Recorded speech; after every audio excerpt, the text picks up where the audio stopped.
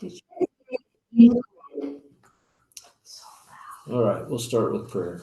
Blessed God, we're grateful for the opportunity together tonight. And as we have been, we pray that you will open our hearts and minds and help us begin to imagine the life of the Desert Fathers and begin to hear some of the words that are new to our hearing and our understanding. Help us to resonate with their desire to seek you with singleness of heart. May we likewise seek you with singleness of heart and the virtues that go with it. And we pray your blessings on us as we continue to study tonight. Amen. Amen. All right, so what do you think about Eucharistus and his wife? The parable from Sunday's sermon. It's the humility of saying nothing about his way of life, secretness and private pursuit of his virtues and humility. I don't know why that really struck me when I read it the first time. I kept going back and quoting it a lot. And just had to work it into a sermon somehow. The monks tried to practice the beginner's mind, as the Buddhists would say. And then when Saint Benedict came along, he wrote a book, a rule of Saint Benedict's rules. And he described it as the little rule for beginners. They always saw themselves as beginners, never accomplishing what they set out to do. Always just at the beginning, scratching the surface, lest they get, arrogant or self-confident about what they were achieving. Benedict writes, always we begin again. Remembering this, we are less likely to get caught up in our own hubris about the spiritual life. The desert monks invite us again and again to commit to our spiritual process and path. This is the essence of humility, to remember that we're always beginning in the spiritual life. The moment we think we have it all figured out, the further we are from the spiritual path. Humility demands we always come to our journey, the spirit of openness, knowing that there is always more to learn. I think we figure that out with anything else, whether you're a parent, you think you got it all figured out, or probably run into some new engineering issues now and then you hadn't thought about. Kind of keeps us humble, whether we set out to be or not. We're either going to do it intentionally or we're going to get clobbered by it and caught off guard. All right. So we're going to do some more of just the sayings tonight, primarily the sayings. We're going to start with humility. We introduced it with Eucharistus and his wife. Abba Or, what number am I on? 9. Abba Or said, the crown of the monk is humility. Now, if I was doing what they were doing, I would want my brain to be something else. Wouldn't you? If you did without food for that long or such a little bit of food, I'd probably want somebody to be known for that. Or what I was giving up, but humility. I guess it's whether monks and I'm not. I'm always beginning. Yeah, you had to give up bagels, and everybody in the world knows man, about that. I know. Only. That was my spiritual discipline. It went with my songs. I know, but I'm just saying, you're proving my point. Well, it was my point to start with. Take credit for my point. Yes. He's not that humble. Credit for my point. He's reading about whatever his name was, Eucharist. Eucharistus. Here's Motius. Motius has this to say about humility. A brother questioned Abba Motius, saying, "If I go to dwell somewhere, how do you want me to live?" That was a question. What should I do? They were seeking salvation and purity of heart. What should I do to accomplish that? The old man said to him, "If you live somewhere, do not seek to be known for anything special." Do not say, for example, "I do not go to worship," or perhaps, "I do not eat at the fellowship meal," for these things have an empty reputation, and later you'll be troubled because of this. For men rush there where they find these practices. The brother said to him, "What shall I do then?" The man said, "Wherever you live, follow the same manner of life as everyone else. And if you see devout men whom you trust doing something, do that, and you will be at peace. For this is humility, to see yourself the same as the rest. When men see you, do not go beyond the limits. They will consider you to be the same as everyone else, and no one will trouble you." Is that a good perspective to have, you think? Not above anybody else, or not just as good as anybody else. It works both ways. Same as everybody else. Katie and I were having this discussion. She didn't watch the live stream yesterday. I don't know if you all did or not, but the kind of the flip side of practicing your faith in secrecy and privately. We're talking about that. And I said, well, if everybody did that, you would have no model. Mhm. You'd have no example. So it has to be a balance. You're not doing it to be seen, but you're doing it to encourage and inspire. And then the humility side, that when people see you or see your example, is that the rest of your life has to be in harmony with that.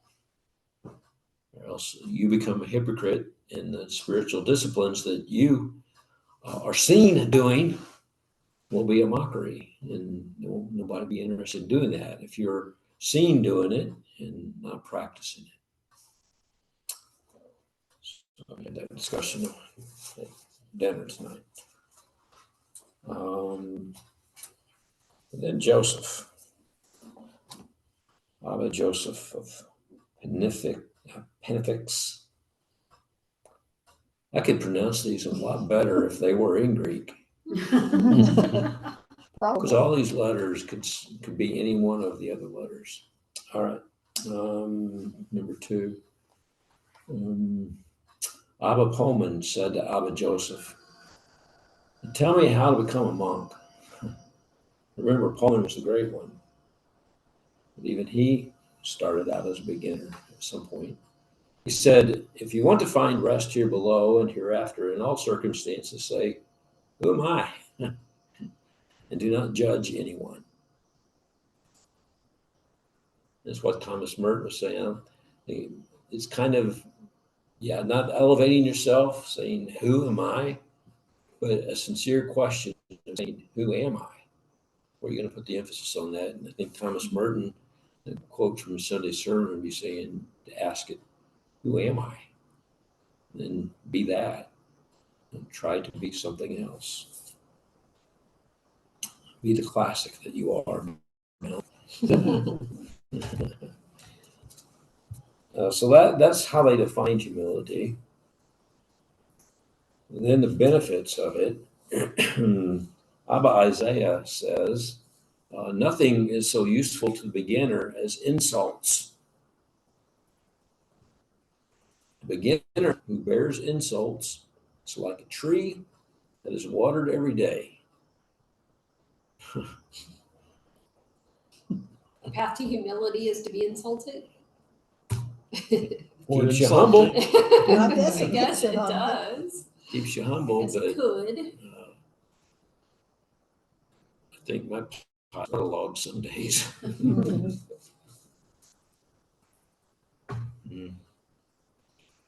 So when Jeff and I give each other a hard time, we're just being good. Yeah, That's keeping each good. other humble. Spiritual nurture, being watered every day. Is that what that is? criticism hurts even if you're humble, I think, but it hurts less if you can set ego aside and grow in humility. We'll see some of these examples.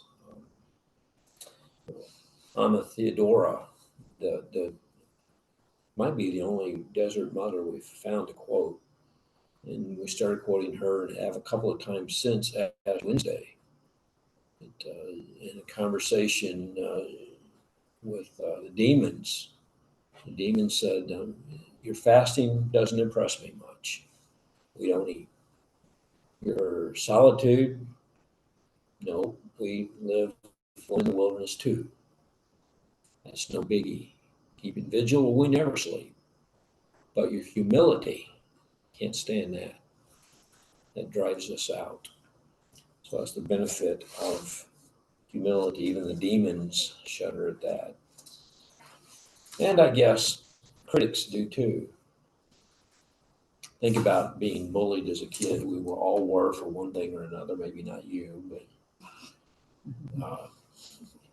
if you weren't bullied, you probably were the bully. One or the other.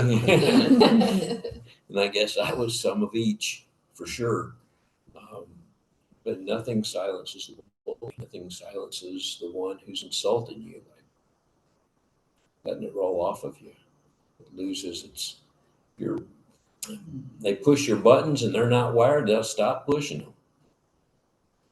So here's some demonstrations of humility. Got several of these. Anthony the Great. One day some old men came to see Abba Anthony. In the midst of them was Abba Joseph. I'm going to ask Joseph a question now. Wanting to test him, the old man suggested a text from the scriptures, and beginning with the youngest, he asked them what it meant. Each gave his opinion as he was able, but to each one the old man said, "You have not understood it." Last of all, he said to Abba Joseph, "How would you explain this saying?" Abba Joseph replied, "Oh no." Then Abba Anthony said, "Indeed, Abba Joseph found the way." For he has said, "I don't know."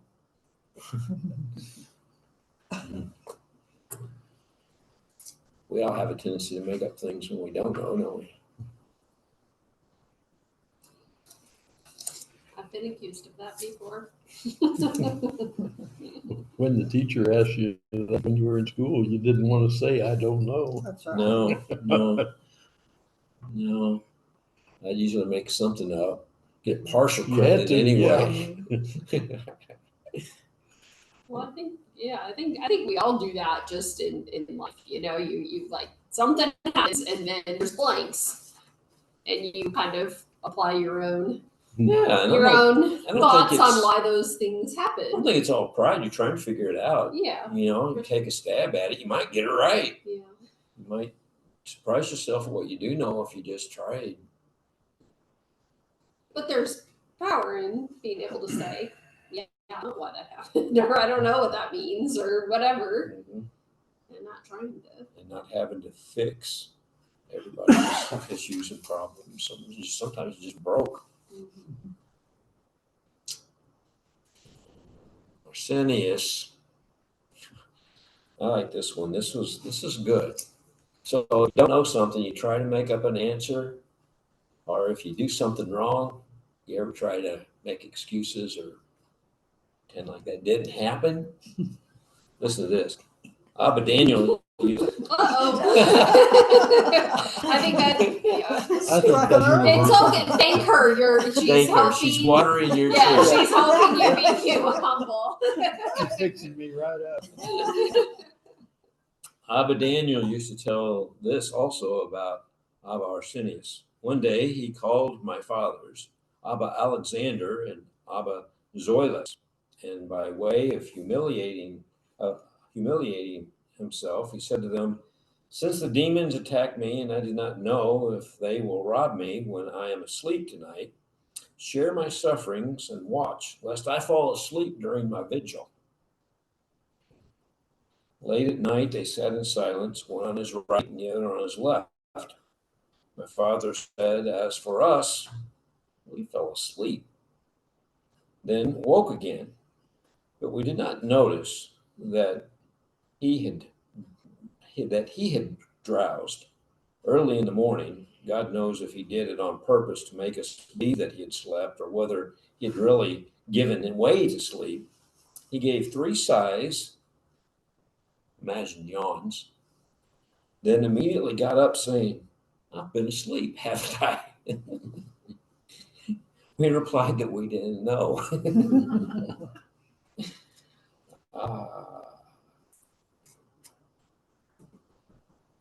I have a question. Yeah. How do we know all this, like these stories that these fathers are saying and all this stuff? How do we know all this? I mean, where did it come from? I never even heard of the Desert Fathers. I don't know.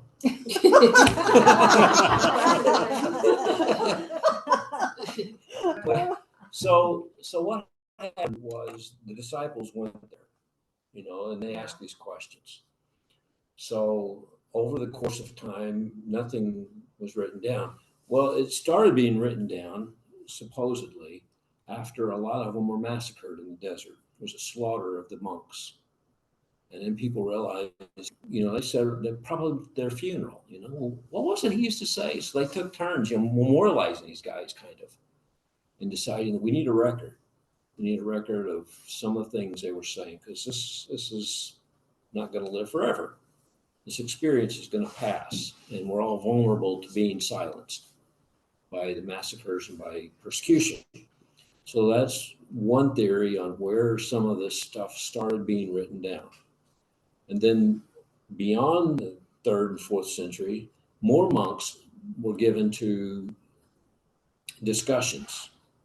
And they would have symposiums and, discussions to learn what they had heard from one another and what each of them had heard at different places that they had gone to.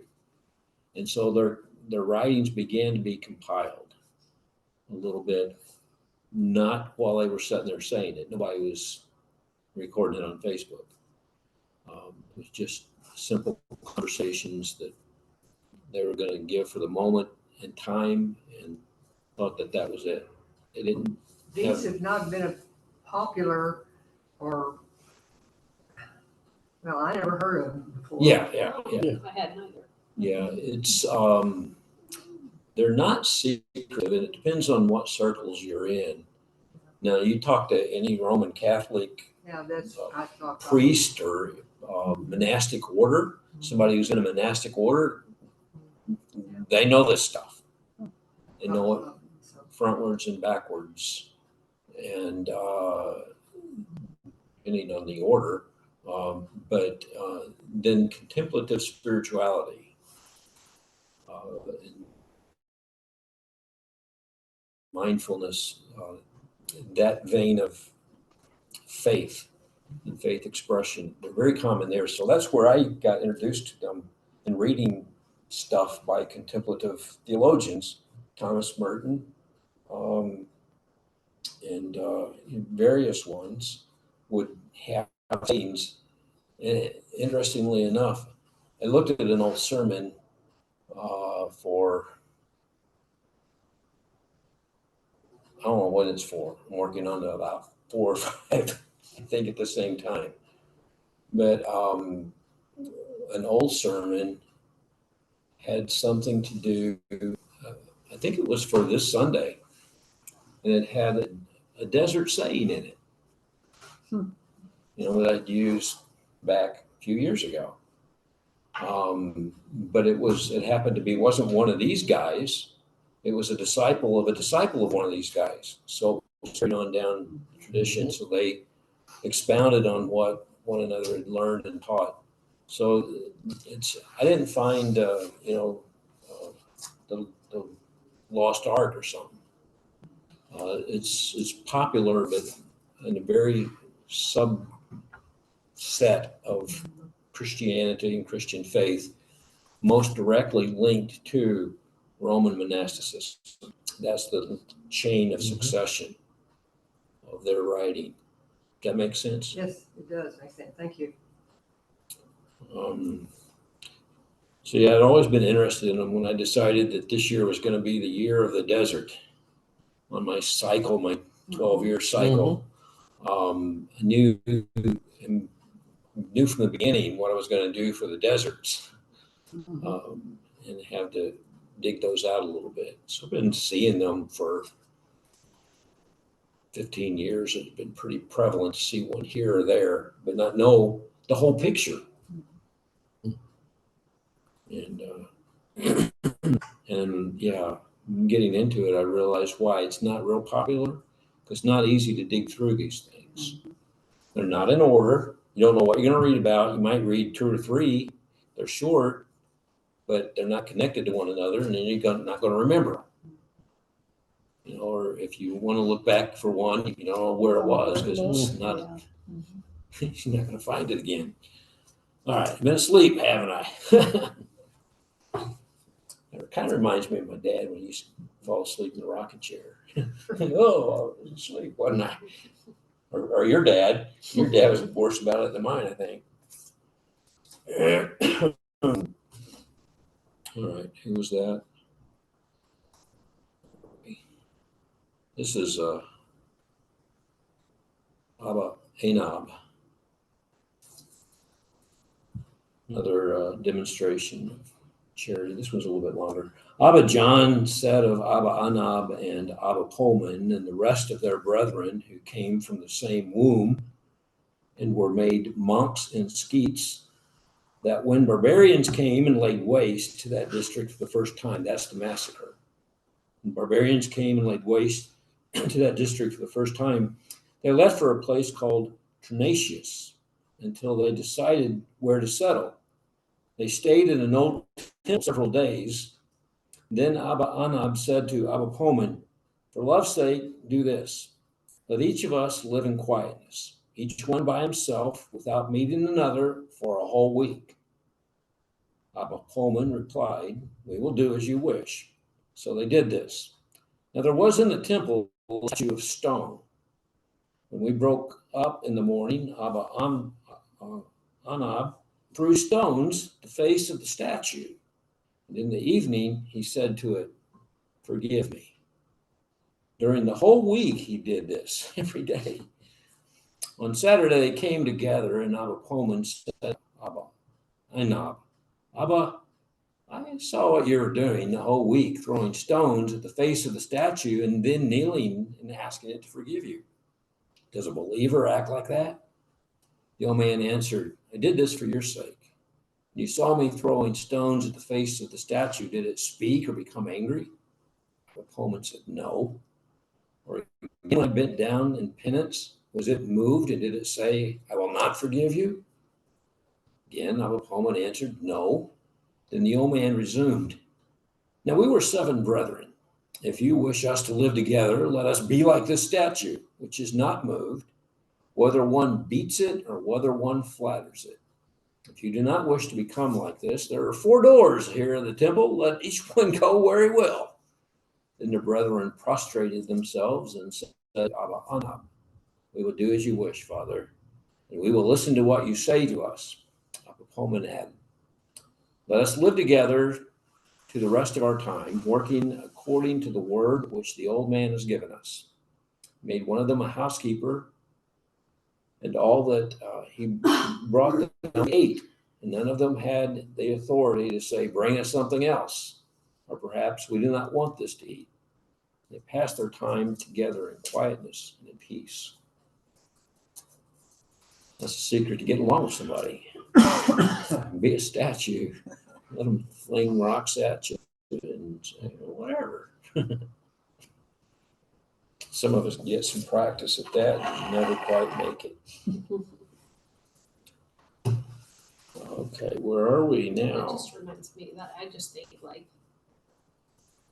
maybe this isn't the point, but what came to my mind is just don't react. Just don't react. I mean, that's, And again, if somebody throwing stones at you and they don't react, chances are they're going to get a bigger one. If you still don't react, they may eventually all give up. Yeah, yeah. I mean, that's true whether you're dealing with kids or dealing with people who are angry at work or whatever. If you can not let trigger you, it usually can help. What we say, social worker, defuse the situation. Okay. Here's our good friend Abba of Vagarius. We've heard from him a few times. One day at the cells, their dwellings, there was an assembly about some matter or another, and Abba of Vagarius held forth, had something to say about it. Then the priest said to him, Abba, we know that if you were living in your country, you would probably be a bishop and a great leader. But at present, you sit here as a stranger. He was filled with compunction, was not at all upset, and bending his head, he replied, I've spoken once, and I will not answer twice, but I will proceed no further. Which was a quote from Job. And some of these guys had the ability, and I mean, if you sat in the desert and said nothing to anybody, stayed to yourself, and people still came to see you and ask you what they needed to do, I mean, that's charisma, I guess. I guess. I don't know. I mean, I think about like some things that, currently, you can go to a quiet retreat and spend a weekend in quiet. No, thank you. I just can't imagine where my, Who might you meet there? yeah, right? You. I know. I'm so boring in there in my head. I'd be so bored with myself without anything to entertain me. You know what I mean? And I think they live their whole life like that. And then people come to visit them and they say minimum. Mhm. I don't know. They know the path to who, when they find who they truly are, they're finding the essence of God within themselves. Yeah. But And when they find that essence, then, I mean, this is maybe going to be Sunday's sermon if I can ever wade through it. But, we have the Psalms that say God is love and compassion and loving kindness and all this. How do you know? Because we've read it in Scripture? Well, how did they? Because somewhere along the way they experienced God and knew that that was God. And where do they find that? By finding in themselves the likeness of God. And so then that likeness of God comes out in compassion and in loving kindness. It's hard to describe how inherent the desert is and how intertwined the desert and compassion and love are, and why. And I've wrestled with trying to be able to explain that all week, and it's not going to happen by Sunday. That we might give it a go anyway and act like we know, but we don't know. But you can think about times where you just had some kind of, maybe you were praying, maybe it was in church, maybe it was just seeing a friend or seeing someone who was suffering. It just triggered this compassion in you that surprised you, how much you cared and how much you had to do something, anything that you could do. We've all had those moments. Well, that was where the divine in you was awakened. When you strip away all the other desires of other distractions in the desert, that's what's left. It's not much of a sermon, is it, Carol?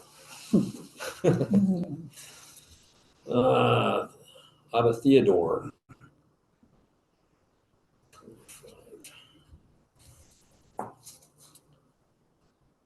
Thinking of the wrong one.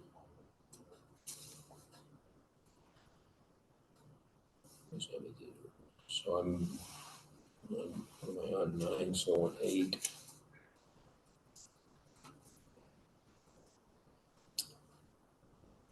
I don't know where I am. I don't know what your code means, so. We ended up here on Are you being humble? I think I'm not reading my code. I'm on John the Dwarf. What number is that? So we're gonna do 8. So I'm on 9. All right. So there was another guy, Theodore, who refused the office of a deacon. They wanted to make him a deacon, give him a position. This is why he was with the one who was told to be a bishop. So I actually come to this guy to ordain him as a deacon and install him. He said, "Leave me alone or I will flee."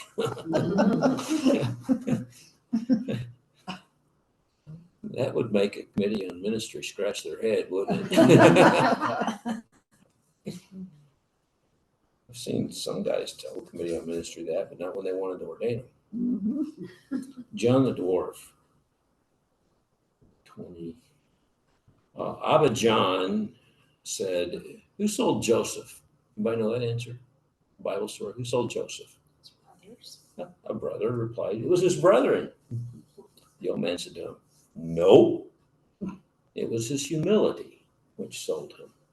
Because he could have said, "Hey, I'm their brother," and have objected. But because he kept silent, sold himself by his humility. It's also his humility which set him up as chief in Egypt.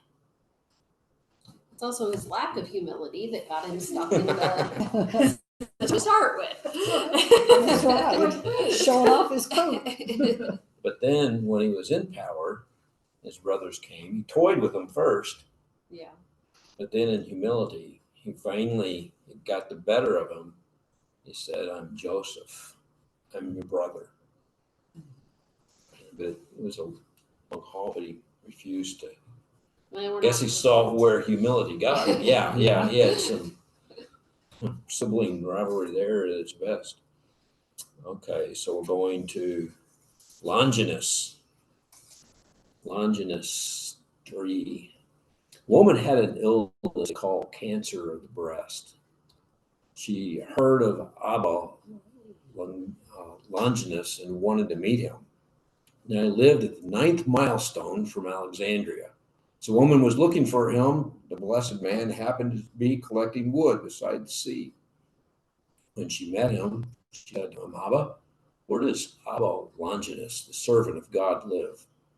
And knowing it was that it was he said, "Why are you looking for that old impostor? Do not go see him. He is a deceiver. What's the matter with you?" The woman showed him where she was suffering. He made a sign of the cross over the sore and sent her away, saying, "Go, and God will heal you. For Longinus cannot help you at all." The woman went away, confident in his saying, and she was healed on the spot. Later, telling others what had happened and mentioning the distinctive marks of the old man, she learned that it was Longinus himself. That's a good humility story. Yeah. Isn't it? Oh, good one. Why are you looking for that old imposter? But yet he healed her.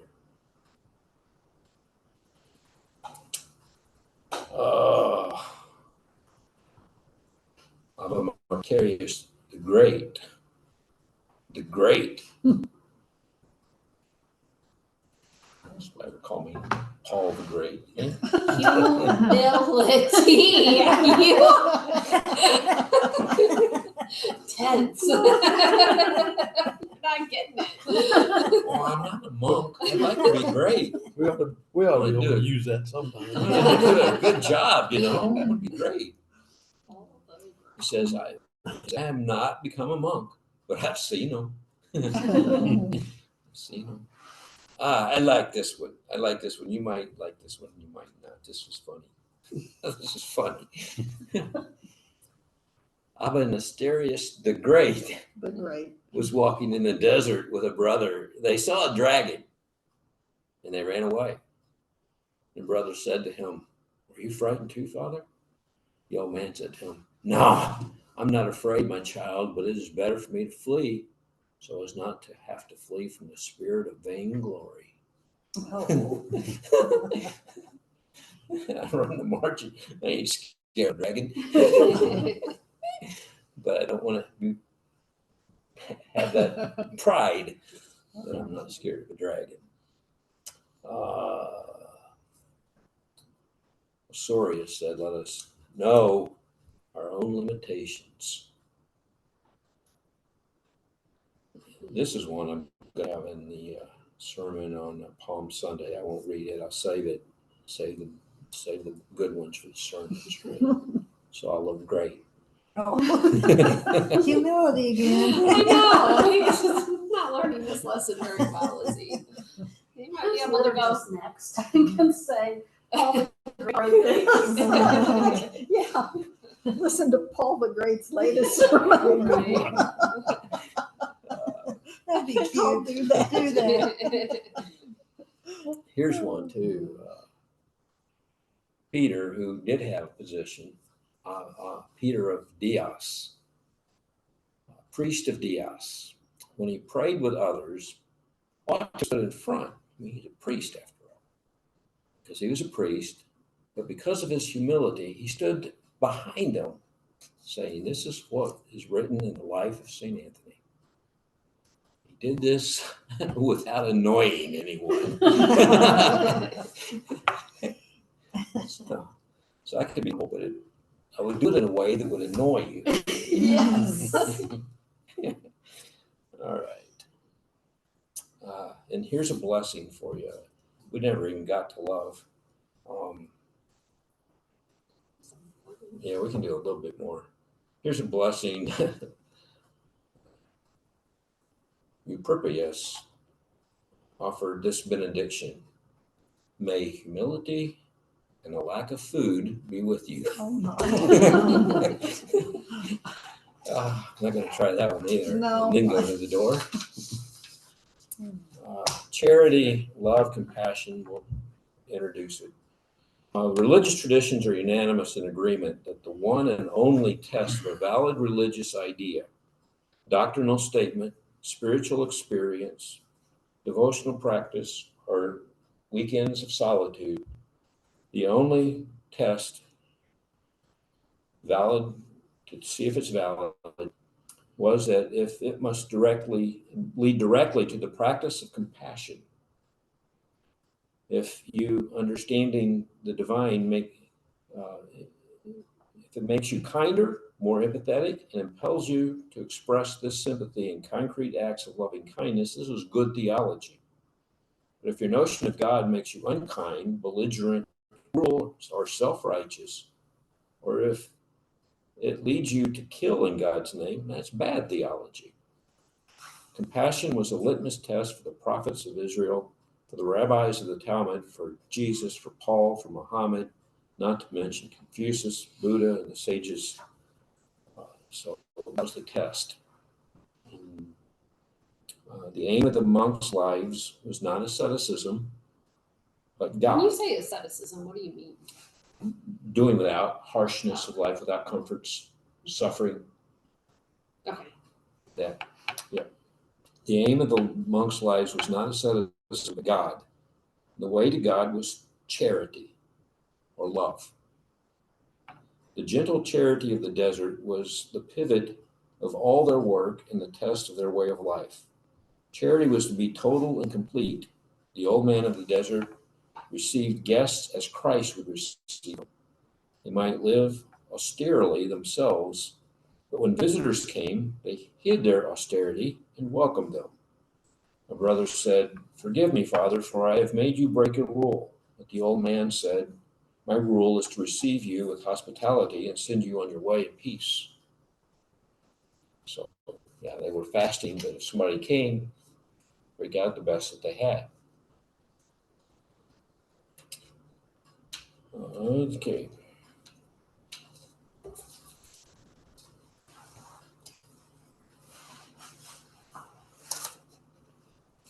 Anthony, the great, also said, our life and our death is with our neighbor. If we gain our brother, we have gained God. But if we scandalize our brother, we have sinned against Christ.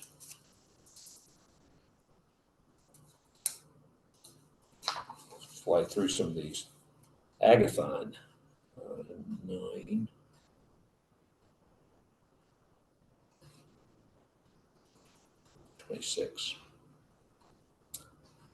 Abba Agathon said, if I could meet a leper and give him my body and take his, I should be very happy. That indeed is perfect charity. It's beyond compassion. And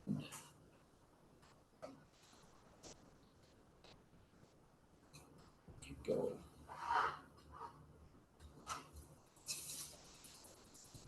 Going to town, this is Agathon 2, going to town one day to sell some small articles. Abba Agathon met a lame man on the roadside, paralyzed in his legs, who asked him where he was going. Abba Agathon replied, to town to sell my wares. The other said, do me a favor and carry me there. So he carried him to town. The lame man said to him, put me down where you sell yours. So he did. When he had sold an article, the lame man asked, what did you sell it for? He told him the price. The lame man said, buy me a cake. And he bought it. When Abba Agathon had sold a second article, the lame man asked, how much did you sell that for? He told him the price. The other said, buy me this, or buy me that, and he bought it. When Agathon, having sold all of his wares, wanted to go, he said to him, are you going back? Agathon replied, yes. Then he said, do me the favor of carrying me back to the place where you found me. Once more, picking him up, he carried him back to that place. Then the lame man said, Agathon, you are filled with divine blessings in heaven and on earth. Raising his eyes, Agathon saw no man. It was the angel of the Lord come to try him. Let's see where we are here.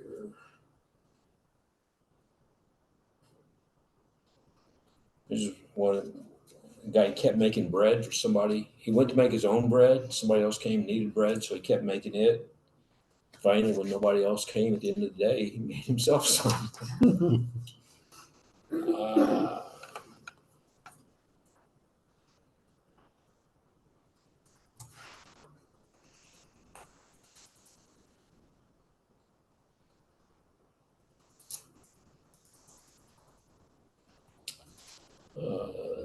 Abba John the dwarf said, a house is not built by beginning at the top and working down. You must begin with the foundations in order to reach the top. Can't argue with that. Then he said, what does this saying mean? He said, well, the foundation is your neighbor, whom you must win. And in that place, that's the place to begin. For all the commandments of Christ depend on this one. By win, he meant to show charity. Abba Lot, this is a good one. One of the old men came to Abba Lot's dwelling near to the little marsh, and he called and asked for a cell, which Abba Lot gave him. So this guy was looking for somewhere to stay, so Abba Lot gave him a place to stay. Now the old man was ill, and Abba Lot took care of him. When anyone came to see Abba Lot, he made him go and visit the sick old man.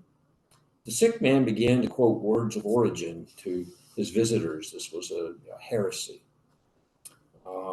This made Abba Lot anxious, and he said to himself, the fathers must not think that we are like that too. However, he was afraid to drive him away because of the commandment.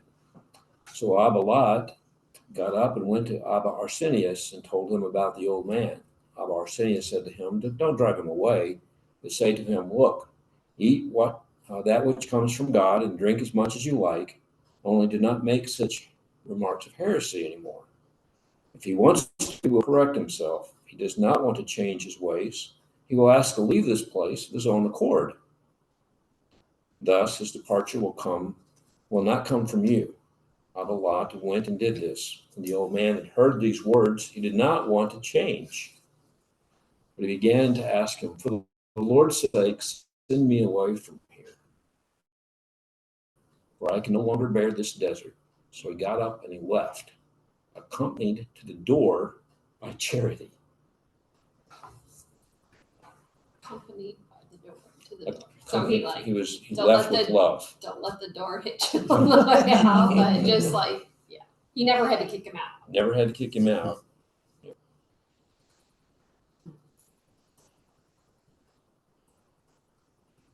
But he padlocked the door when it was shut.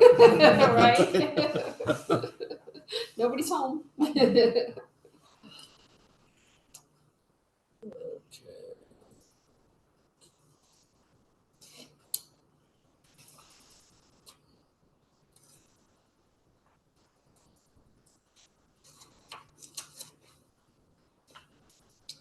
Here's one that's rather extreme.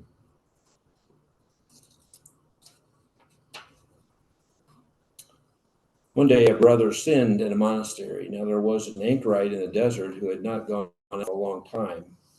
Is this the right one?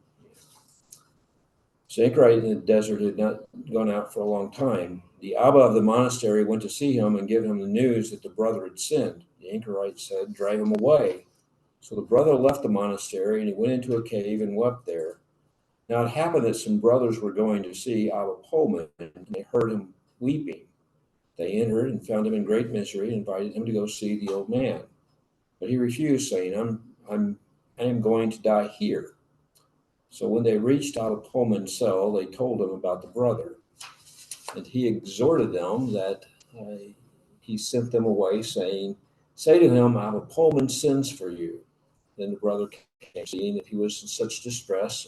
Abba Pullman stood up, embraced him, and was kind to him, and invited him to eat. This is the one who was sinning. Then he sent one of the brethren to the anchorite, saying, for many years I've desired to see you, having heard of you, but because of our lethargy, we have not yet met. Now, however, if God wills, and you have the time, give yourself the trouble of coming here, and we will see one another. The old man had never left his cell, but when he heard this, he said, if God had not inspired the old man, he would have not sent someone to summon me. So he got up and went to see Pullman. They embraced one another with joy and sat down. Abba Pullman said to him, two men dwelt in the same place, and someone belonging to each of them died. The first one, leaving his own dead, went to weep over the others. Hearing these words, the anchorite was filled with compunction and sorrow. He remembered what he had done and said, Pullman, you have gone up to heaven, and I have gone down to earth. That's kind of convoluted there, but basically the example of love and compassion is they both lost a loved one. This one left his loved one to go grieve with the other one.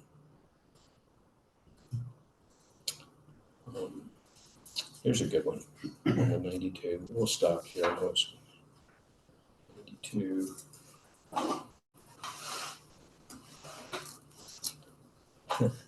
We had this discussion in men's soup. I should have thought of this. Some old men came to see Abba Pullman. They said to him, when we see our brothers dozing in church, shall we rouse them so that they will be more watchful? He said to them, for my part, when I see a brother dozing, I put his head on my knees and let him rest.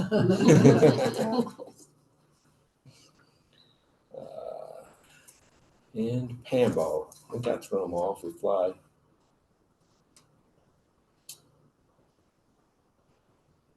Abba Pullman was talking, Pambo. Abba Pambo was talking or asking him, two brothers came to see Abba Pambo one day, and the first asked him, Abba, I fast for 2 days and then I eat 2 loaves. Am I saving my soul or am I going the wrong way? The second man said, Abba, every day I get 2 pence for my manual work. I keep a little money for food and give the rest in alms. Shall I be saved or am I lost? They remained a long time questioning him, and still the old man gave no reply. After 4 days, they had to leave. The priest comforted them, saying, "Do not be troubled, brothers. God gives a reward. It is the old man's custom not to speak readily till God inspires him." So they went to see the old man and said to him, "I will pray for us." He said to them, "Do you want to go away?" They said, "Yeah." Then, giving his mind to their work and writing on the ground, he said, "If Pambo fasted for 2 days together and ate 2 loaves, would he become a monk that way? No. And if Pambo works to get 2 pence and gives them an alms, would he become a monk that way? No, not that way either." He said to them, "The works are good, but if you guard your conscience toward your neighbor, then you will be saved." They were satisfied and went away joyfully. Works are good. Well, that was kind of a lot. We'll try to do something with love this Sunday. We'll try. But I don't know. Still to be determined. TBD. All right, that's all I got. All right. Okay. Where did that other page go?